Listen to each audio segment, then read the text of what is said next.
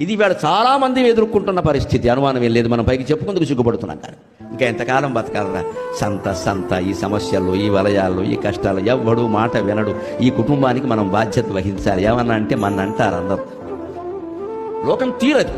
భర్త తప్పు చేస్తే భర్తనంటారు. చిత్రం ఏమిటంటే భార్య తప్పు చేస్తే కూడా భర్తనంటారు. ఏమంటారో తెలుసా? రౌతును బట్టి గుర్రం. విచిత్రమైన సామెత అండి.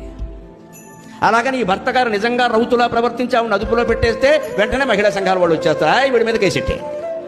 ఆవిడ తప్పు చూడరు. అక్కడ ఆవిడ తప్పు చూడరు. స్త్రీడైతే తప్పు చేయకూడదని ఏమైనా ఉంది? శూర్పణఖల మందల్లో రామాయణ కాలం నుంచి ఉన్నారు. ఇక్కడ ఎవరికి మినహాయింపులు ఉండవండి. తప్పు ఒప్పు చూడాలి. కానీ స్త్రీ పురుషుల భేదం ఏంటండి? అక్కడ భేదం పనికిరాదు. గయ్యాడైన మనుషులు చాలా మంది ఉన్నారు. మా సాత్వికులైన వాళ్ళు చచ్చిపోతున్నారు పడలేక. తప్పనిసరి కాపురాలు చేస్తున్నారు. ఇక్కడ వేరే అలవాట్లును తప్పులు అక్కర్లేదు. గయ్యాడతనం చాలండి సంసారం నాశనం కావడానికి. ఏదన్నా గొడవే. మరి ఆ మొగుడు ఏం చేస్తున్నాడు? ఇక్కడ చచ్చినట్టు పడున్నాడు. గౌతమ బుద్ధుడిలా మాట్లాడుకున్నాను.